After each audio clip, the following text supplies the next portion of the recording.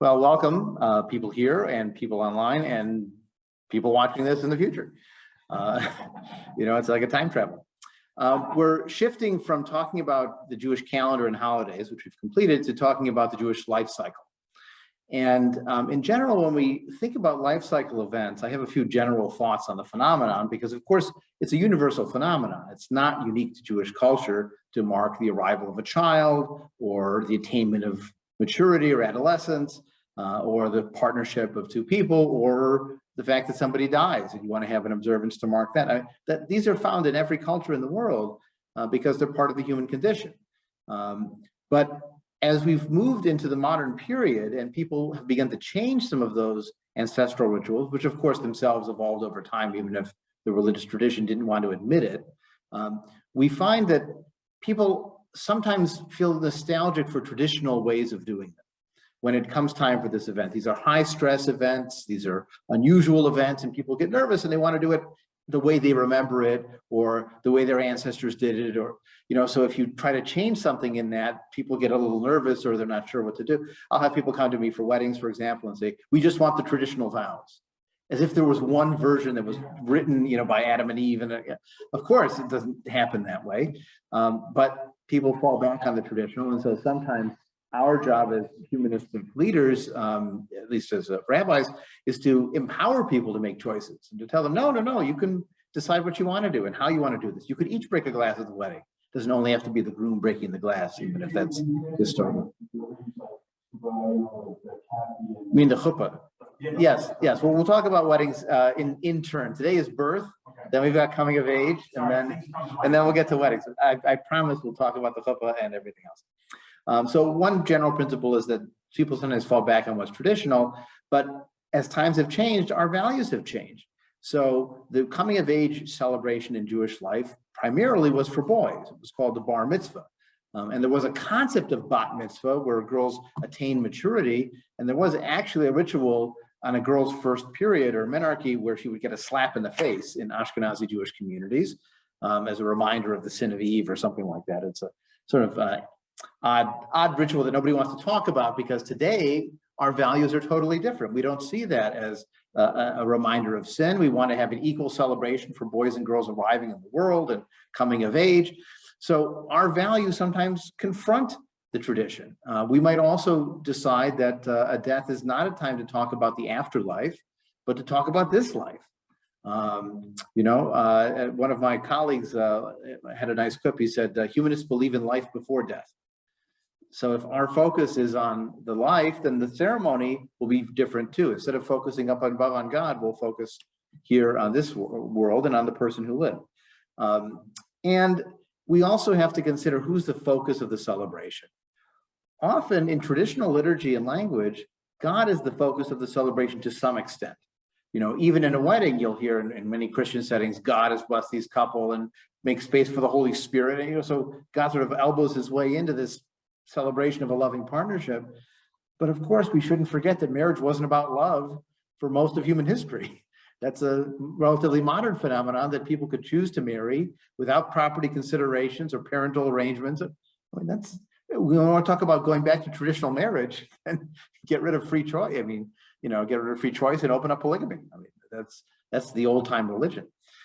So when we're celebrating these events or we're thinking about who's involved in this, we do a different calculus. Just to use the example of funerals, I just had a meeting with a funeral family this week for a funeral coming up on Saturday.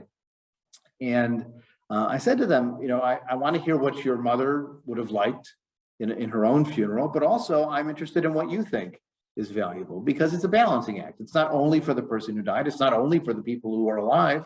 You need to find something that feels that it has integrity for everybody who's involved because after all, they're both the focus. So you have to think differently about what the attention is and what the focus is on that ceremony. So we're talking about birth celebrations today. And I'll sort of open the question either to anybody online or to the people who are here. Why do communities celebrate the arrival of a child? Well, it's the continuity of the line. I mean, that's one thing, especially in most societies that look at it as a male child being most important. But one of the reasons that you have like levirate marriage is this, because if you die without a child, then your brother can marry your widow and they can still have a child that represents you continuation. So Okay, so there's a sort of genetic, legalistic, yeah, property-based continuity. Why else? Well, it's a new member of the community Okay. and you're welcoming them in. But some cultures don't actually do that until the child's some different age is old, because there's no guarantee that someone will live till they're 8 months old or something. So they wait till they're a year or something like that. But Right. it is a new member. That's right. And sometimes even the name given at the beginning of their life changes. Changes. You know, they have a moment in time where it's it becomes an the adult. Americans do that a lot. Oh, yeah, they That's change right. their names every number year or two, I times, think. Yeah. Okay, I was gonna say, in societies where the death rate is really high, the fact that the society will replenish itself enough to keep the society alive and not be overrun by the neighbors is not a guarantee. So having a successful reproduction is not just great for the family involved, but it also is helpful for the society not surviving because they don't have enough new people and they all get killed by the neighbors because they've got good hunting ground or wherever. Right. Well, and we shouldn't underestimate the importance of child mortality. which Again, is in very pre-modern periods, Right, very high. Very heavy. off the charts, right? And so maybe there'll be some kind of magical rituals or other things that you might do to protect the child as they're born or as they're moving forward. In fact, there is a tradition in Jewish life that when a child or even an adult gets very sick, you actually give them a new Hebrew name to sort of either ward off the angel of death or, like deceive them, or also to give them a name that has positive association. So for example, you might give them the name Chaim for life, or Berea for health, or something like that. So this is all part of the sort of magical thought process sometimes that goes into this. We're thinking of rational reasons why a community might choose to mark a child arrival, but some of it is, based on religious thought, superstition, myth, and other cultural elements. Well, some are bad, especially twins in some societies. Yeah. And either one. Both of them might be abandoned. In Africans, many African societies. Yes, right. But I had a question about. Sure. Oh, sorry. No, you just fine. So I know that, for example, my grandmother wanted very much for one of the grandchildren to be named after her father. Mhm. And I think that's pretty typical amongst Jewish families, at least Ashkenazi, that you name a new child after a deceased, There's actually a whole slew of naming conventions. Okay. So you would often named after a deceased relative, but not a living relative, right. for two reasons. One is the fear is that the angel of death might come for the wrong time and take the young one when they meant to take the old one. The other was the thought that if you're in a home, which is multi-generational, and you come home late at night and you say, "Sarah, where are you?" You might wind up in the wrong Sarah's bed. And that could be a problem. But Sephardic Jews, Middle Eastern Jews, Mizrahi Jews, they didn't care. They often named after living relatives. They didn't have that taboo at all. So people think of it as a universal Jewish phenomenon. No, I It's really an figured it was- Ashkenazi. yeah, I It's an figured it was. Ashkenazi Jewish phenomenon. And sometimes you would choose names based on the time of year they were born, based on a character in the Torah portion for that week, based on the Rebbe if you were part of a Hasidic community. So there's a ton of Menachems in the Chabad world because the famous Lubavitcher Rebbe was Menachem Mendel Schneerson. So a lot of them named their kids Mendel or named them Menachem, or different versions of that. So there's all kinds of conventions for choosing the names. And of course, in the modern world, we often have two sets of names. You might have a Hebrew name as well as an English, sort of public name. Now, again, this is not unique to the Jewish experience. You'll have immigrant communities, for example, where they'll have their Chinese name and then their public name of Yeah. James or whatever. We ran into a lot of that. My niece has a Chinese name now, but she's Chinese. Right, exactly. We had And then lots like of, a Jane out in public or Yeah, whatever. she should say Emma, but she, Right, but we had lots of kids, Chinese kids on the team who had a had Chinese name, names too. you know, but that was then, otherwise they were Dennis, you know, Dennis Wong, but they had a Chinese name, which you couldn't pronounce. exactly. So often those Jewish names were the names your parents gave you in Eastern Europe, and then when you came here, you got a more conventional English name for out in public, but you would still have a Hebrew name for Jewish purposes, for signing a ketubah, or your baby name or your circumcision Right. certificate would have the Hebrew name. And now actually it's become more popular to give Jewish kids Hebrew names for their general names. So you see a lot more Aries than you used to. Ari Melvin. Right, For example. pick a whole bunch of them. But you see a lot more sort of Hebrew style names Yeah, as just general names. Some of that's the Israeli influence, and also a desire to be sort of more publicly Jewish. That's part of it too. The whole trend of naming is fascinating. You know, the Social Security Administration posts lists of popular baby names every year, and it's fascinating to see how they shift over time. And the same is true for Jewish names. There are conventions that show up at different times and places. And as we'll see in the Bible, there was actually a tradition of allowing mothers to name the children, as evidenced in a number of stories in the Hebrew Bible, where the mothers are the ones that choose the names, not the fathers. so I have a quick question. Mhm. In Islamic tradition, it is from what I know is having read the stuff, is that when the mother has the first son, that she becomes known as mother of Ahmed rather than Right. her own name. Do Jews do that? No, okay. I never heard of that, but that's. No, Oh, it's called Teklomania, and it's very common in Southeast Asia. Okay. Yeah, I mean, and also, the fathers sometimes do become Abu, whatever. But in Jewish practice, you generally weren't known as the father of so-and-so or mother of so-and-so, but you could be known as son of so-and-so. Oh, yeah, of course. So like Moses ben Maimon. Right. Or Chastai ibn Shakrut. And what's interesting is, it's a Jewish religious leader, but he was so influenced by Islamic culture that he used the Islamic ibn instead of ben so-and-so, which would be the Hebrew version. So.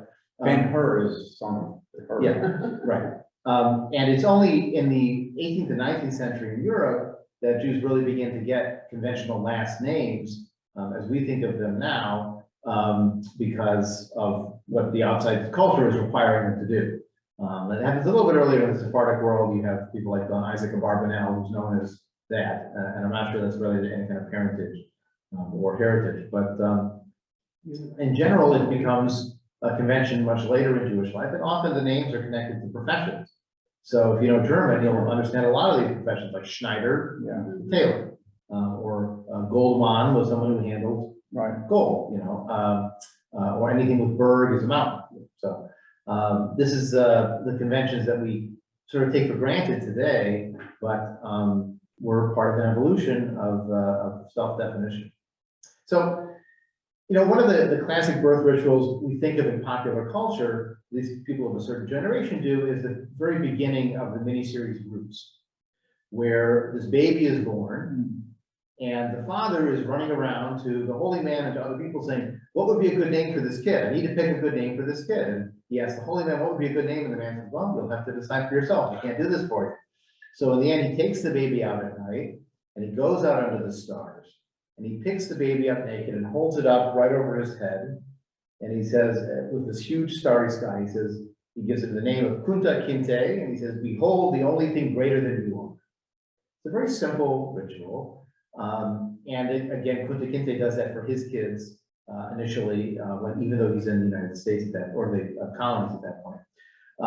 But this sort of atavistic, this desire to connect your child to the universe, to have a marking of that moment, is expressed in many different cultures. And in Jewish life, the original version of it, as reflected in Canaanite culture, we have to remember from history that the Jews sort of evolved, the Hebrews evolved out of the Canaanite cultural context, was actually not circumcision at birth. It was child sacrifice of the firstborn. And we've actually found in Canaanite cities, including Canaanite colonies like Carthage, little mini ossuaries, mini bone boxes for children that were offered as a child sacrifice. Now, why, you have to think about this, why would you sacrifice the firstborn child? Well, it's a bargain. you're making a deal with the gods that You back the first one that you gave me, you'll give me many more to follow. So when the first child is born, it belongs to the gods. It was their gift. And now you give that back to them with the hope that many more children will come. So that was one way of marking childbirth, ironically, with child death. And again, it was sort of a promise. I'll kill this one, don't kill the other one. This is reflected in the Torah, right, where God says There- the firstborn. Yep. Well, we will get there. This is maybe silly, but is there any connection between that idea and the fact that one of the plagues in Egypt was that the firstborn children were killed? we'll see some examples of this. I mean, the idea of killing the firstborn in a culture that prizes primogeniture and gives the firstborn extra portions and inheritance and so, I mean, that's an attack on the basis of society. So it may have some connection with that, but I think firstborns are prized in many cultures, again, just because of the phenomenon of the sort of opening of the womb in the firstborn child. The other thing that we've seen from Jewish sources, but also in surrounding cultures, is that circumcision actually marked the coming of age. It wasn't a birth ritual. Again, to think back to the miniseries Roots, if you remember from way back when Kunta Kinte is coming of age, he's taken with all the other teen boys out to a sort of vision quest and testing their manhood and so on. And one of the tests they have to surmount is, as the elder puts it, the patos of a man looks different from the patos of a boy. To feel what patos is. And they go through a circumcision ritual with the elders there. And so you can think about this because the circumcision ritual really is a kind of fertility ritual. Analogous to that firstborn child being given back, you take out take off 10%, take off 5% with the promise of fertility. And I'm sorry to be a little graphic here, but a circumcised penis looks more like an erect penis because the foreskin on an erect penis is pulled down so you can see the glands, the head of the penis, where a circumcised penis is already there, right? You can see that there's less of a sort of covering. So you can see that as having a kind of fertility symbolism to it in a very explicit way. So that would make sense if you're coming of age, you're going to be partnered off, you're going to start breeding, then it would make sense to have that transition to the fertility mode of your body. So in Jewish culture, by the time we see sources, it's not talking about child sacrifice other than to condemn it, and it does actually explicitly say we condemn this practice, and we don't have explicit commandments for teen circumcisions, but we do have a couple of hints at it. By the time we see the sources, it's strongly connected with an infant level and on the 8th day. That's when they come to it. So I'm pulling up a source here. I want to start with Numbers chapter 18. Okay. So here again, we get this concept of the firstborn. This appears in Numbers chapter 18. The first issue of the womb of every being, man or beast, that is offered to the Lord, to Yahweh, shall be yours, but you shall have the firstborn of man redeemed. You shall have the firstling of man of unclean animals redeemed. So this is talking to the priests. Right. The priests get the firstborn of the clean animals are devoted to them. But the firstborn of man is redeemed. You're not allowed to take them to work for you. At an earlier stage, you read the earlier books in the Torah, the firstborn actually does belong to Yahweh. And then later on, they decide the Levites are the only priestly clan that can be priests. And so they rearrange this to have a kind of redemption process. So it belongs to me technically, but since only Levites can become priests, we're going to give them back to the people as long as they do a redeem. Take as their redemption price from the age of 1 month up, the money equivalent of 5 shekels by the sanctuary weight, which is 20 gerahs, that's the weighing. But the firstling of cattle, sheep, or goats may not be redeemed. They are consecrated. You dash their blood against the altar and turn their fat into smoke as an offering by fire for a pleasing odor to Yahweh. So Yahweh gets a piece, the priests get the rest, and the firstborn belongs to Yahweh. And as I mentioned elsewhere, there are condemnations of offering the firstborn to Molech, the sort of god of the underworld, one of the Canaanite gods of death. And there's even a hint of this in one of the more famous stories in the Hebrew Bible, the binding of Isaac. which is sometimes described as the sacrifice of Isaac.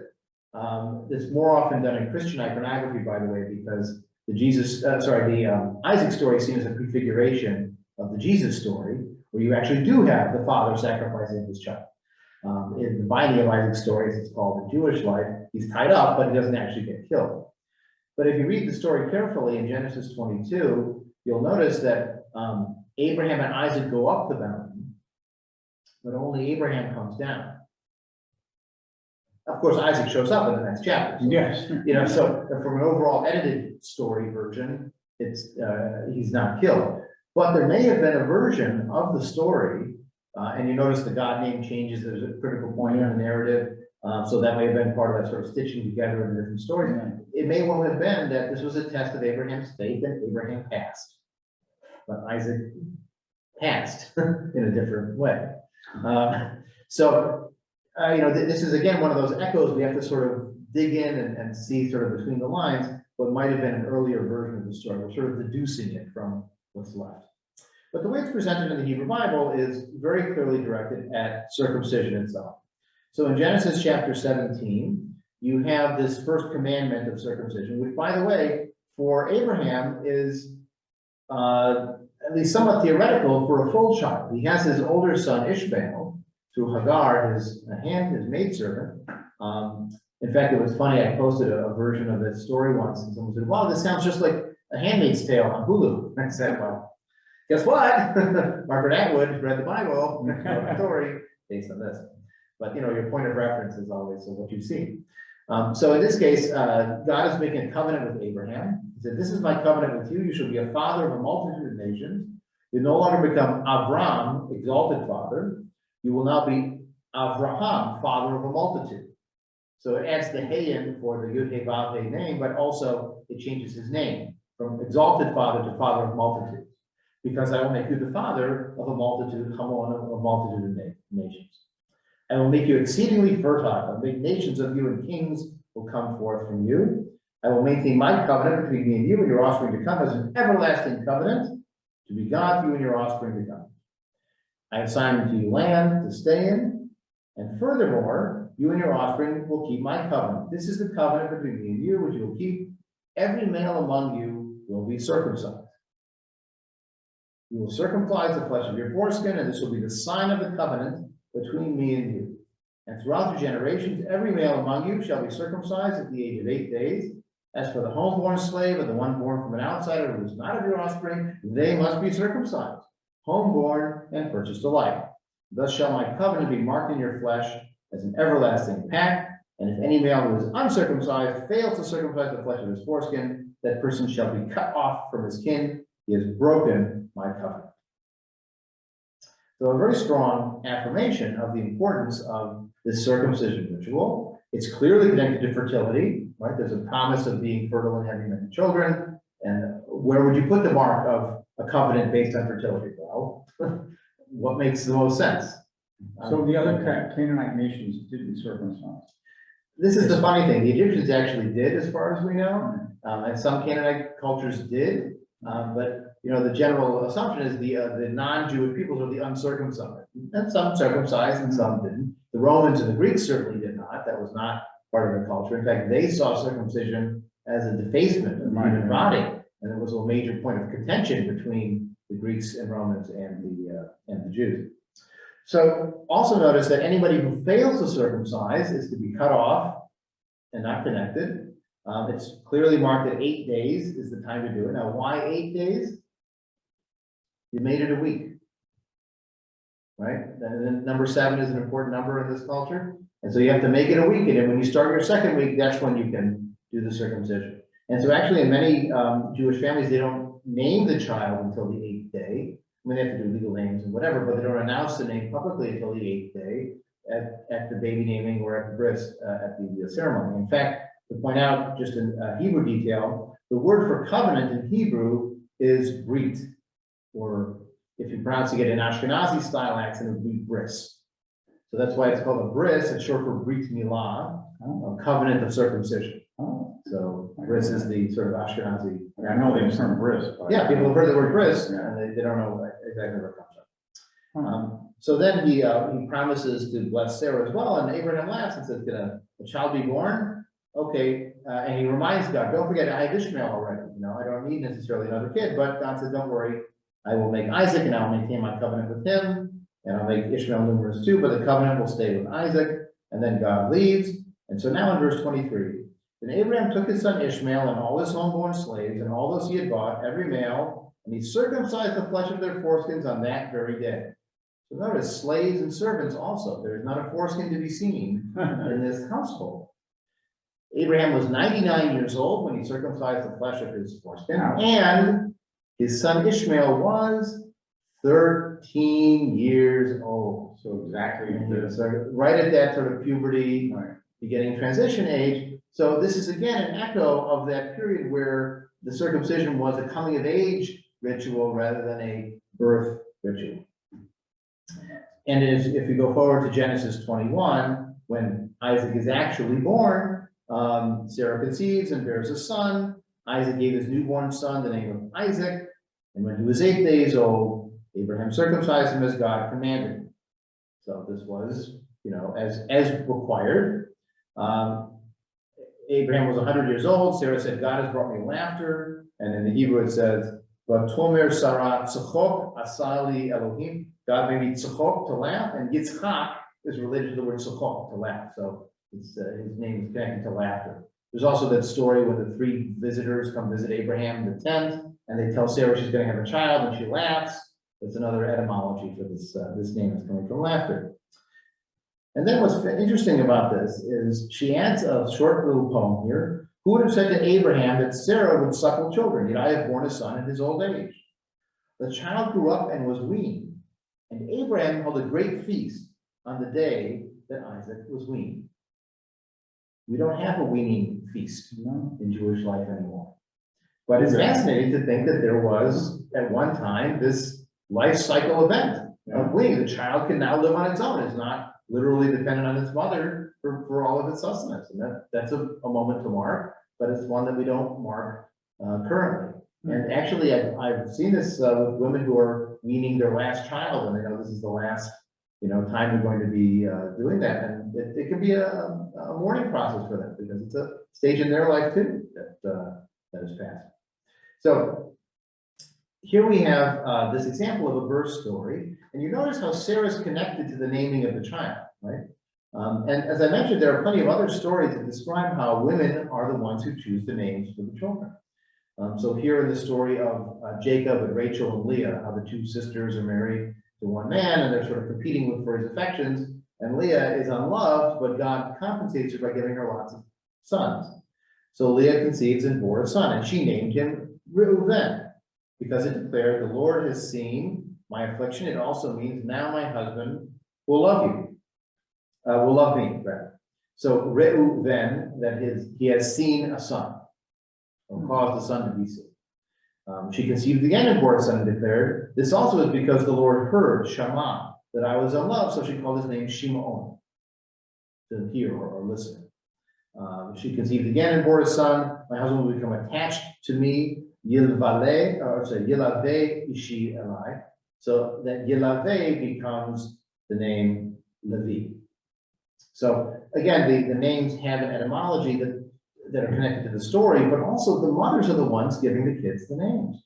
And it's rarely that they're canceled. The one case that does happen is when Rachel gives birth to her first one, she calls him Yosef. "Add on to my children, please," because it takes her a long time to have them. That's Joseph. And then her second child, she's in tremendous pain giving birth. She knows she's going to die. And she calls this child Ben-Oni, son of my affliction.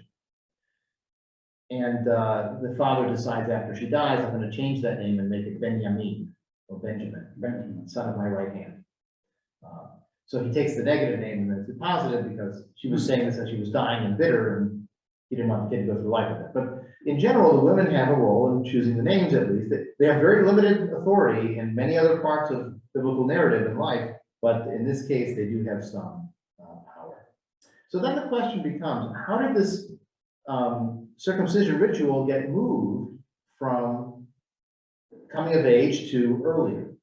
And it may be the case that at some time the people decided this had a protective feature to it.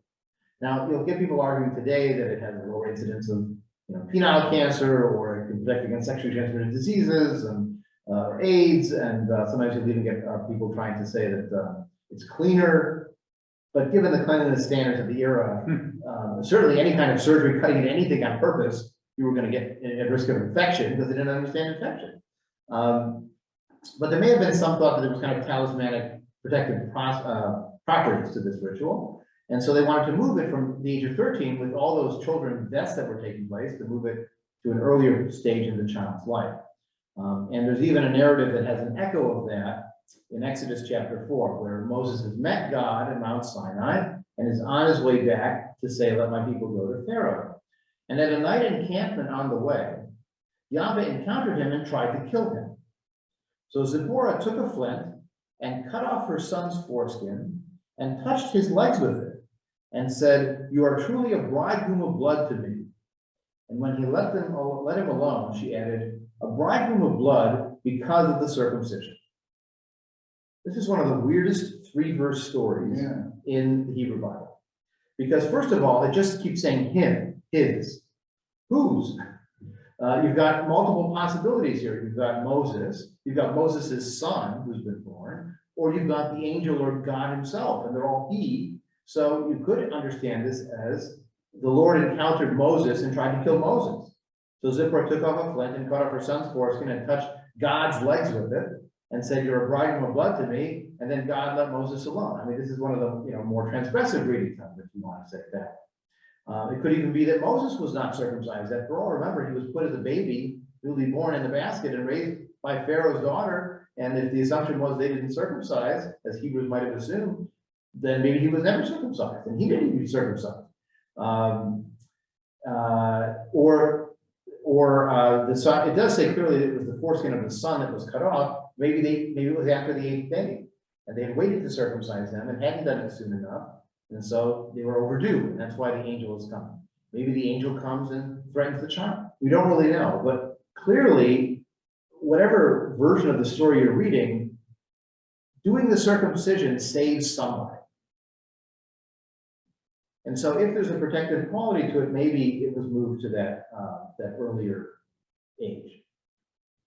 So if we want to understand the basic rabbinic ceremony of the bris, of the welcoming of a child, and I will just say as an aside, there was a very minimal girl baby welcoming event that might happen in some communities. Basically what would happen is the father would go to synagogue around the 30th day after birth, and he would announce, I've had a child, and her name is blah, blah, blah, and they'd say Mazel Tov, maybe he'd get an Leah to read from the Torah. That was about it. There really was not a family gathering, there wasn't a major event, but the male circumcision on the 8th day was very, very important. In fact, it was so important that it superseded any other holiday, even Yom Kippur. If it was the 8th day after your child was born, even on Yom Kippur, you have to make time to do the circumcision. The only time you wouldn't supersede it is if it had been postponed for some reason. Let's say the child was ill. You don't want to risk the child's life to do the circumcision, so then you push it to the 9th or the 10th day. Well, now it's not exactly on the 8th day, so now you have to wait till after Shabbat, wait till after Yom Kippur. So sometimes it gets pushed a little bit longer if it was postponed for some reason. But if it's on the 8th day and it's possible to do it, then you do it exactly on the 8th day, even over Yom Kippur or Shabbat. So I have an example of the text of the traditional ceremony, and we'll see that this really sort of reflects the ideology of the ritual. So here we have the opening statement. Blessed is the one who arrives, Baruch haba, which is just the way to say welcome in modern Hebrew.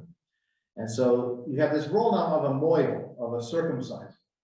It became clear that Abraham's model of doing it yourself is probably not the best approach to have a father do it for his own. Technically, the command is on the father to do it, but maybe you can deputize somebody who has a little more knowledge and expertise and let them do the work here. So the moil of the circumciser says, quotes from the Hebrew Bible in the book of Numbers.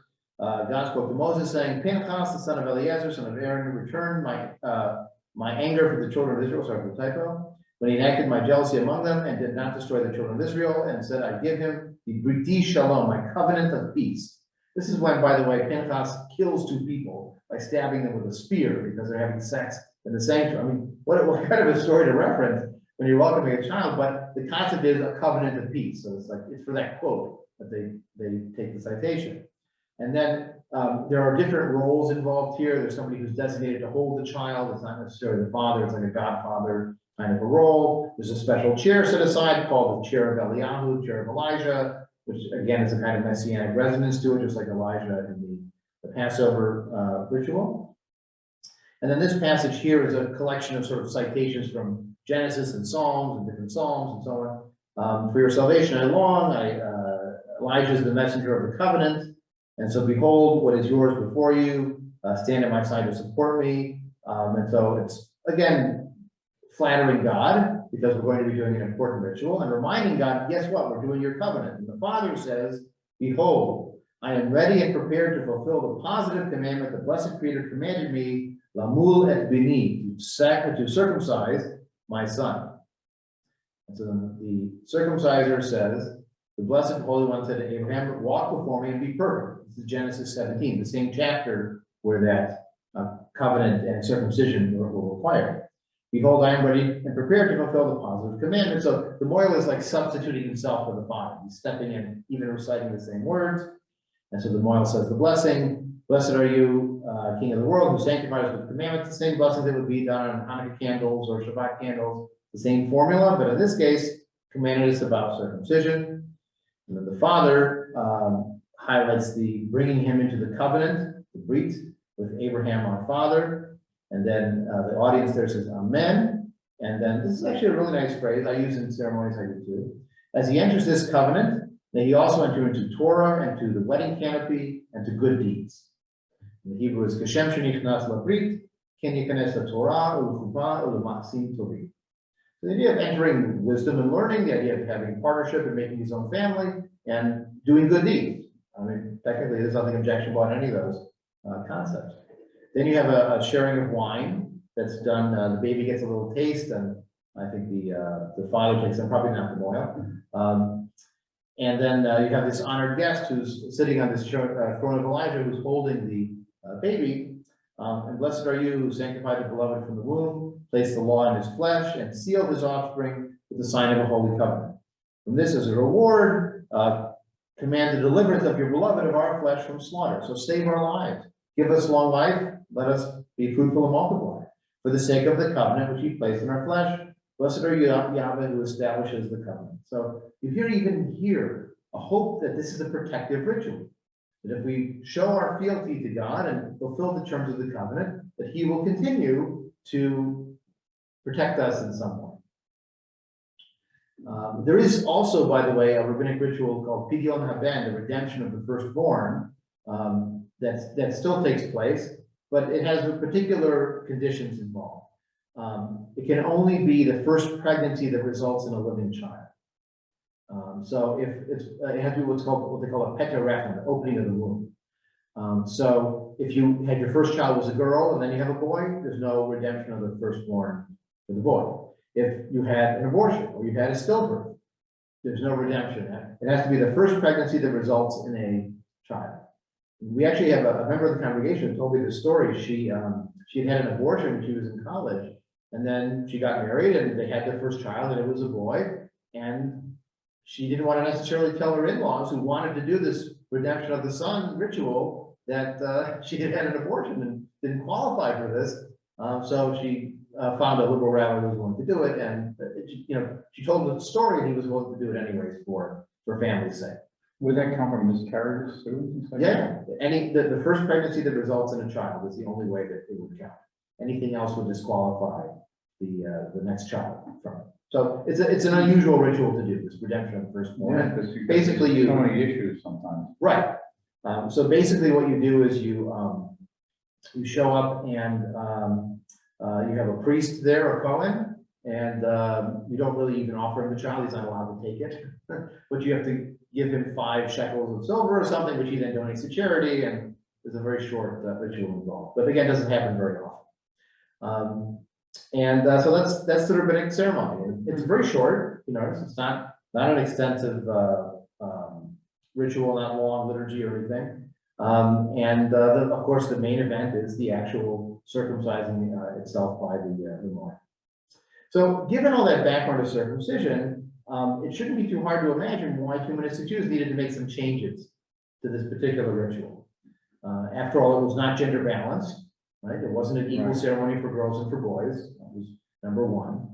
Number two, the ceremony was very much focused on God and covenant and Abraham, and we don't think of those as either historical or ontologically real, so we weren't going to do a ceremony based on that. We're not necessarily fans of combining genital surgery and banquets. Like, it sort of undercuts the, pardon the pun, it undercuts the appetite and the desire to celebrate when you've got a screaming child there.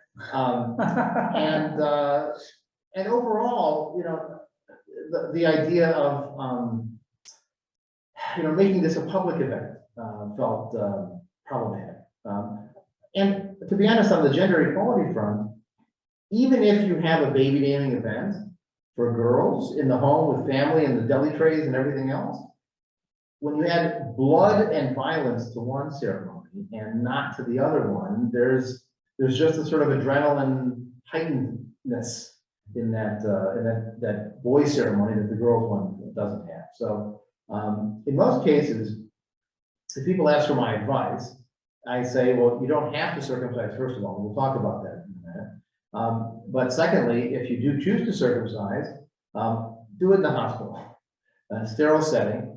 Some will argue that a mohel actually has a lot more experience doing this as opposed to a resident or someone who's only done one or two, which is true. And you can actually find more liberal mohels or mohelot, female mohels, who are also OBGYNs or pediatricians, and so they have medical training as well.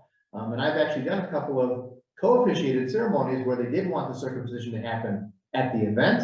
But this person was a doctor, so she had a sterile pad and she had gloves and she sterilized the instruments. I mean, it was totally a sterile procedure.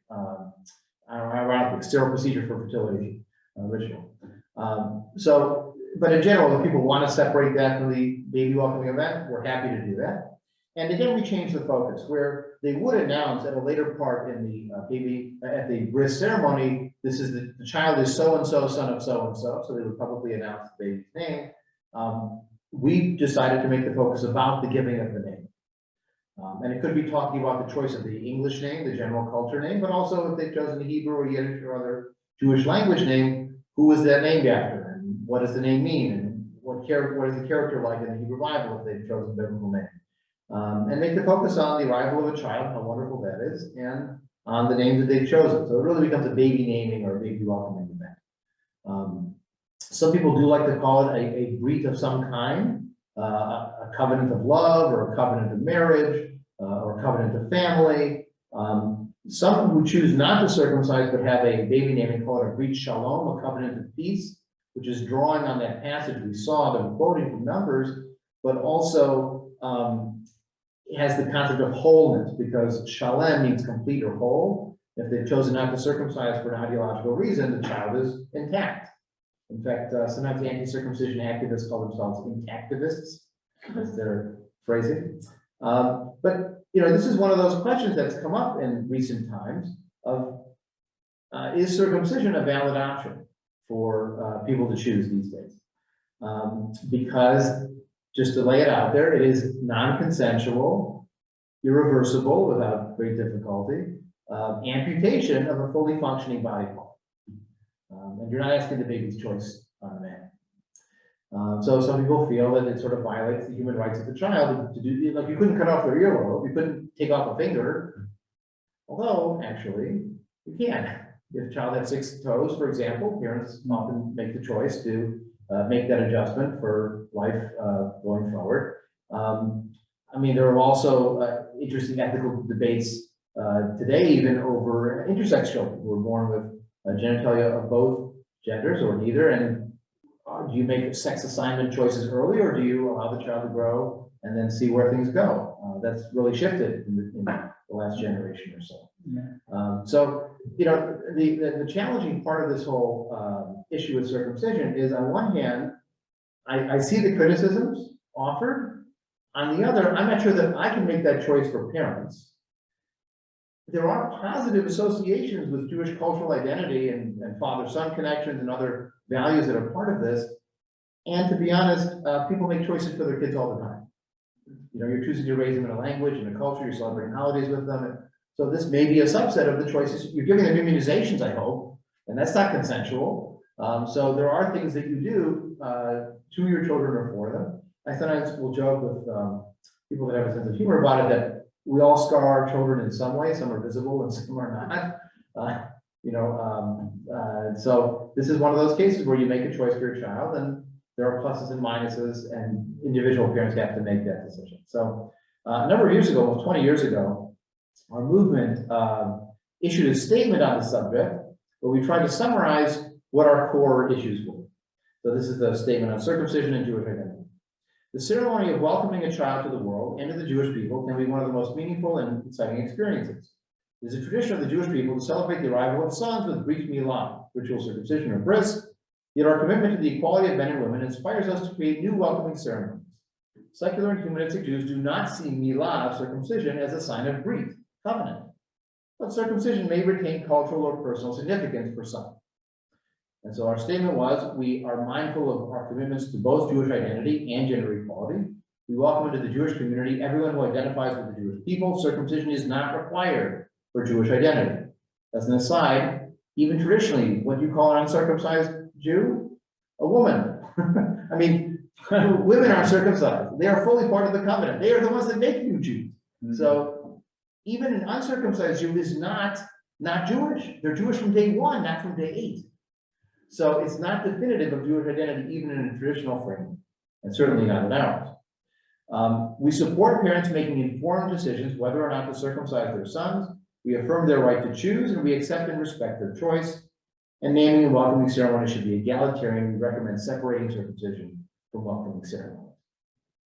So our leaders and rabbis have always affirmed parents' right to make that choice. We'll do baby welcoming ceremonies with or without a foreskin. I mean, honestly, my approach to the parents is leave the kids' diapers on. Like, that's the point of this, is you make your own choice, and make your own choice. And it's really nobody's business what their genitalia looks like.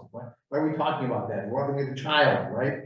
That's our focus, is on the full baby that's there, or the connections to both sides of the family.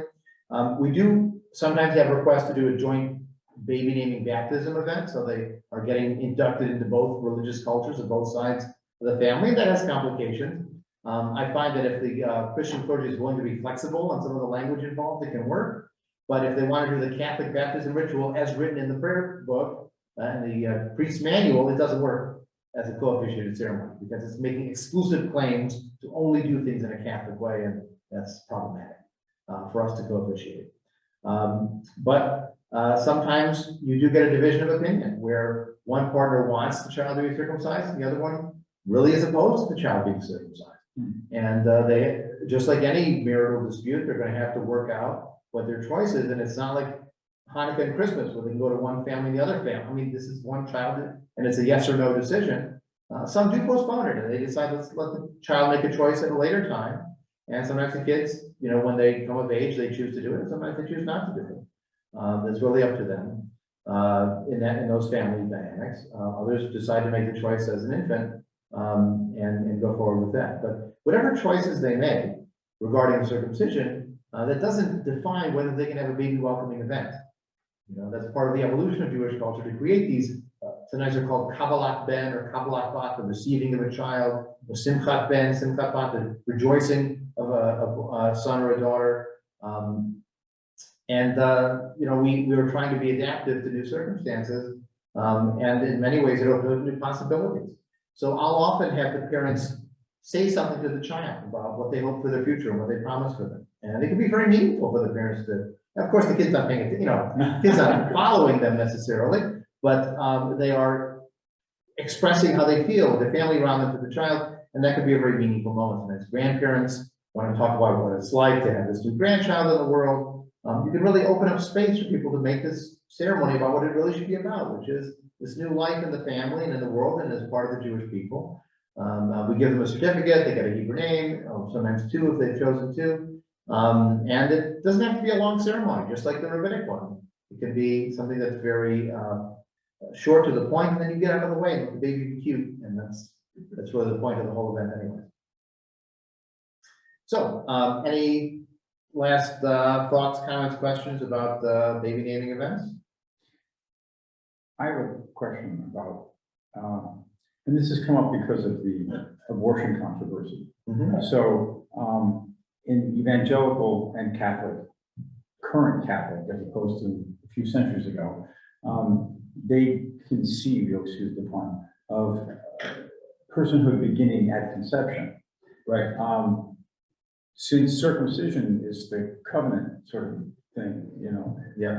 In traditionally Jewish, not talking about humanistic, but traditionally Jewish, does a baby have personhood rights before they're circumcised? Yes. Once the baby is born, it's a full person. Okay, but the fetus is Yeah. not considered necessarily. It depends. Okay. So like in the early stage, like the blastocyst zygote Yeah. stage, not really. At some point, there is some sense that there is a living being there, but the life of the mother can take precedence. So, in ancient times, they did something called a craniotomy. If the baby were stuck in the birth canal, where they basically would collapse the skull and then remove the corpse, but they would save the life of the mother that way, as opposed to the cesarean, which was to kill the mother and save the baby. But the rabbinic approach was that the fetus is actually considered like a rodef, a pursuer. Like if there was someone chasing after you with a knife, I could kill that person to save your life. So the fetus or being born and stuck in the birth canal is like a rodef. He's pursuing the life of the mother, and you can actually kill the rodef, kill the pursuer to save the life of the mother. So abortion for the life of the mother was certainly allowed in Jewish life. There's actually a lot of resources people have put out about Jewish law takes on abortion. It's not as anti-abortion as the evangelical. I didn't think it was. But- Yeah. But yes, the child is considered a full person before circumcision. And remember, sometimes the circumcision is delayed. Yeah. If the child is known to come from a hemophiliac family or has bleeding issues, they might wait till they're 3 months old. There's a whole provision in law that, again, you want to save their life. You don't want to kill them by this commandment. Although there are sometimes disturbing elements to this. So if you have a stillbirth where the child dies before 8 days old, they're circumcised before they're born. Sometimes graveside, because it's a Jewish cemetery and they don't want a foreskin in it. It's just seen as not what Jews have or do, the male Jews, of course. And there are cases of stillbirths where they actually have to circumcise the dead stillbirth because they can't bury it in the Jewish cemetery with the foreskin attached. So this is, one of those cases where the ritual supersedes the human compassion. I mean, come on, you're really going to make the parents go through that? But they don't have to do the full bris ritual, obviously, but that's something that needs to be done before the baby's there. So yes, but the child does have full rights once they're born. They're a full baby. And again, remember, the girls are full babies from birth too. They just have the women's rules attached to them. Isn't the first breath supposed to be like the full 100% personhood thing? Well, the firstborn? The first breath. Oh, the first breath, yeah. I mean, there's all sorts of sort of subtleties of what defines at the moment of full life. Is it making noise? Is it breathing? They also have laws on the other end, defining when someone is dead. You actually are traditionally supposed to hold a feather to their nostrils and see if the feather is moving, and that would be a sign if they're alive. There's all sorts of subtleties. I'm not as well versed in the little details there, these are, alas, some of the more tragic cases that you have to grapple with sometimes. If you have a second child, can you give them the same name as the first child that died? As a replacement. And again, in an era of infant mortality or post-Holocaust, this was an ongoing open question for people. Christians sometimes do that. Yeah. I have an ancestor, Swiss great-great-grandfather that had I think it was Emma, I can't remember the name, but then that child died apparently as an infant, and then they had a second child that they named the same name, which I found confusing at first. I figured it out eventually, but Yeah. This is one of those cases where we sympathize with the situation of the families, and yet we also are thinking about the children too. It's not only about the parents and what they need, but it's also about the Yeah. child and what's best for them. So our dynamic might be a little different. Hmm.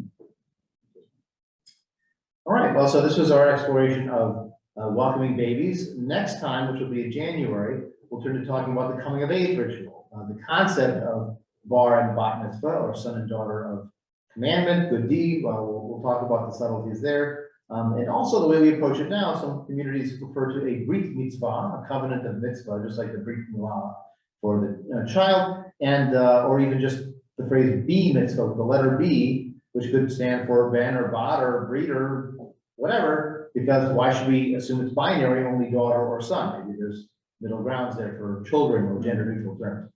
And what we do for that ritual also has changed over time. Originally, it was a legal category. Then it becomes a ceremony, only for boys, and eventually a ceremony for anyone, even adults. But we'll talk more about that next time.